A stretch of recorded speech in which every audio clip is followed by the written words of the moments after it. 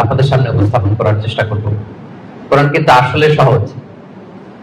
ওয়ালাকাদ ইয়াসসারনাল কুরআনা লিযিকর, আল্লাহ বলেছেন আমি কোরআনকে বোঝার জন্য সহজ করে দিয়েছি। ফাহাল মিন মুদ্দাকির, আছো কেউ এই সহজ কোরআন থেকে লেসন নিবা, উপদেশ নিবা, আছো কেউ?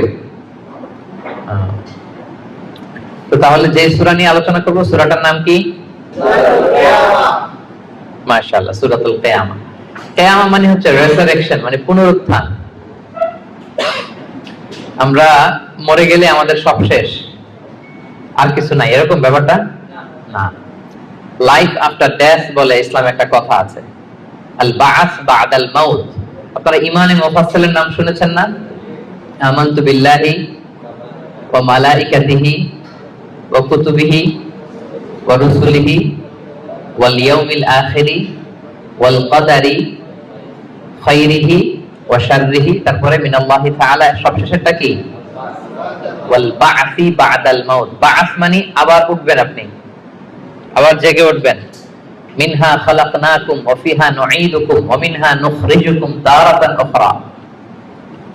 আল্লাহ বলেন আমি মাটি থেকে বানিয়েছি, মাটির কবরেই তোমরা আবার প্রবেশ করবে, আবার ওই মাটির কবর থেকে যেভাবে প্রথম বানিয়েছিলাম আবার উঠবে। এই যে আবার উঠবো, আবার জেগে উঠবো। আমার সর্বশেষ যে লিখিত বই এক নজরে কোরআন, তার আগের বইটার নাম জেগে ওঠো আবার। দেখছেন আপনারা?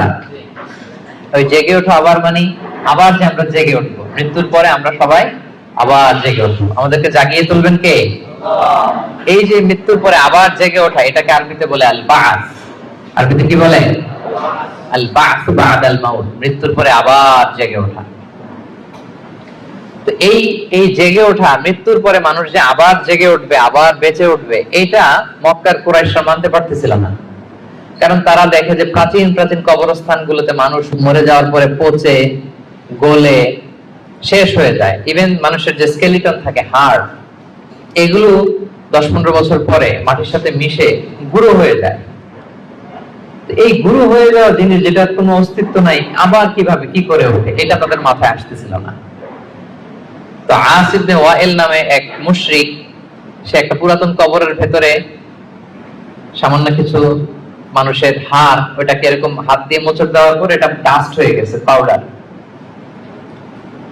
আসলে মানুষের হাড়, মরে যাওয়া মানুষের হাড়, পাউডারটা এনে রাসূল সাল্লাল্লাহু আলাইহি ওয়াসাল্লামের কাছে এনে একটা ফু দিয়েছে। ফু দেওয়াতে বাতাসের মধ্যে বালুটা মিশে গেছে। তো তখন আস ইবনে ওয়াইল বলে যে মাই ইউহিল ইযামা ওয়া হিয়া রামীম, মুহাম্মদ তুমি বলতেছো এই ডাস্ট থেকে আল্লাহ আবার এই মানুষটাকে বানাবে? এটা তো একটা মানুষের কঙ্কাল ছিল, এটাকে যে তোমার সামনে ফু দিলাম, এটা তো বাতাসে মিশে গেল। তুমি কি বলতে চাচ্ছ যে এইটাকে একদিন আল্লাহ আবার জীবিত করবেন? মাই ইউহিল ইযামা ওয়া হিয়া রামীম, এটা কিভাবে? হাউ কাম ইটস পসিবল, এটা কিভাবে সম্ভব?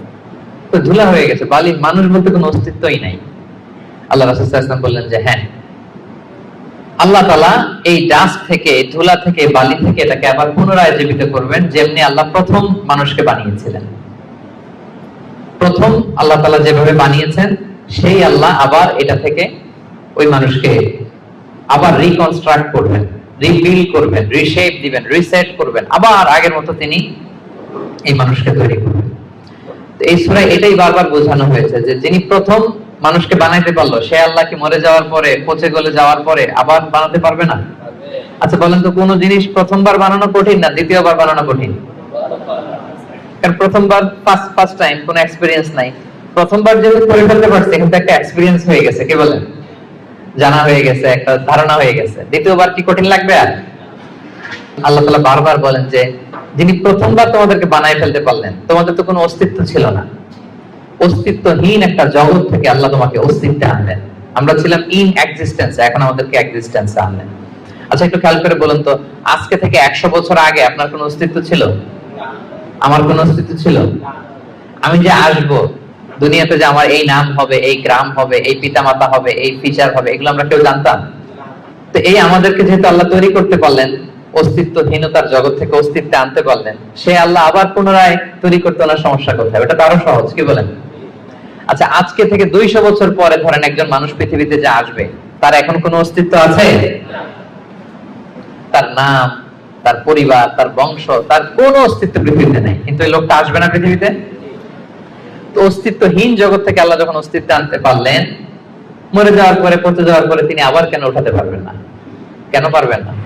এবং আল্লাহ রাসূল সাল্লাল্লাহু আলাইহি সাল্লাম বলেছেন, মানুষের দেহে একটা হাড্ডির কণা আছে, ইন্না ফিল ইনসানি আযমুন লা ইয়াকুলুহুল আরদু আবাদান।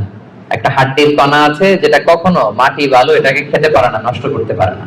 মিনহা ইউরাক্কাবুল খালকু ইয়াউমাল কিয়ামা, কিয়ামতের দিন এখান থেকেই মানুষের আবার পুনঃসৃষ্টি হবে। তো সাহাবারা বললেন, আইয়ু আযমিন ইয়া রাসূলুল্লাহ, এই হাড্ডিটার নাম কি? আল্লাহ রাসূল সাল্লাল্লাহু আলাইহি ওয়াসাল্লাম বললেন, আজবুল জানাত, মানে টেইল বোন। ডাক্তারি ভাষায় এটাকে বলে কক্সিক্স। আমাদের যে শিরদাঁড়া আছে না, মেরুদণ্ড, এই মেরুদণ্ডের একেবারে নিচে ট্রায়াঙ্গেল একটা ত্রিভুজ আকৃতির ছোট্ট বোন পার্টিকেল আছে, এটা নষ্ট হয় না। হিন্দুরা যে শ্মশানে লাশ পোড়ায়, সব পুড়ে যায়, ওইটা পুড়ে না। আমরা যে কবরস্থ করি, কবর মাটি সব খেয়ে ফেলতে পারে, কিন্তু ওই ছোট্ট হাড্ডি কণিকাটা নষ্ট হয় না। ইভেন মানুষের মৃত্যু তো অনেক ভাবে হয়। বিমান দুর্ঘটনায় হলে জ্বলে ভস্ম হয়ে যায়, সাগরে জাহাজ ডুবি হলে মানুষ মরে, তিমি মাছের পেটে চলে যায়, তিমি ওইটাকে খেয়ে ডাইজেস্ট করে ফেলে, তার অস্তিত্বই থাকে না। কিন্তু ওই যে ছোট্ট কক্সিক্স টেইল বোন, আজ বুঝলাম, এটা নষ্ট হয় না। আল্লাহ বলেন, ওইটা থেকে কিয়ামতের দিন তোমাদেরকে আবার আমি পুনরায় সৃষ্টি করব। এইটাকে বলা হয় পুনরুত্থান, রেসারেকশন। পুরো সূরার মেইন কথা হচ্ছে এটা। আপনাদের কাছে আগে ক্লিয়ার করে দিলাম যে ওরা যেহেতু বিশ্বাস করতে পারতেছিল না যে মানুষগুলো মরে যাওয়ার পরে 20 বছর 30 বছর পর কবরে তার অস্তিত্বই থাকে না, এই মানুষ আবার জীবিত হয় কি করে? আল্লাহ রাসূল সাল্লাল্লাহু আলাইহি ওয়াসাল্লাম বললেন যে না, এরাও জীবিত হবে। এবং আল্লাহ তাআলা এমন কথা বললেন যে তোমরা কি ভাবছো তোমাদের এই হাড় গোড়গুলো আমি রিঅ্যাসেম্বল করতে পারবো না? আরে তোমাদের the tips of your finger, তোমার আঙ্গুলের অগ্রভাগে যে এই যে কেমন আঁকি ঝুঁকি দেখা যায়, আঁকি বুকি দেখা যায়, এই যে যেটাকে আমরা আঙ্গুলের ছাপ বলি, ফিঙ্গারপ্রিন্ট, বাসমা, এইটাকে হুবহু আমি এক করে দেব। আল্লাহ বলেন, এখন যে ফিঙ্গারপ্রিন্ট নিয়ে দুনিয়াতে তোমরা আছো, ফিঙ্গারপ্রিন্ট চিনেন তো? এই যে ইমিগ্রেশন পার করে যে মালয়েশিয়াতে ঢুকছেন, কি করছিলেন? ফিঙ্গারপ্রিন্ট দিয়েছেন না? সিম কার্ড নিতে গেলে কি করতে হয়? এই যে বায়োমেট্রিক অথেন্টিকেশনের জন্য এটা দিতে হয়।